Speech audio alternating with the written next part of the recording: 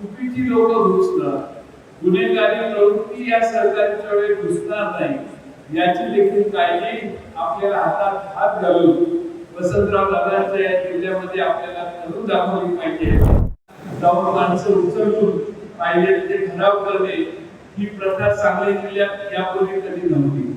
पण ही दुर्दैवाने प्रथा काही भागात या जिल्ह्यात घडायला लागलेली आहे. काही घटना अशा झालेल्या आहेत आणि त्यामुळं या सहकारी चळवळीमध्ये चुकीची लोक घुसणं, गुन्हेगारी प्रवृत्ती या सहकार्याच्या वेळी घुसणार नाही याची देखील काळजी आपल्याला हातात हात घालून वसंतराव दादांच्या या जिल्ह्यामध्ये आपल्याला करून दाखवली पाहिजे.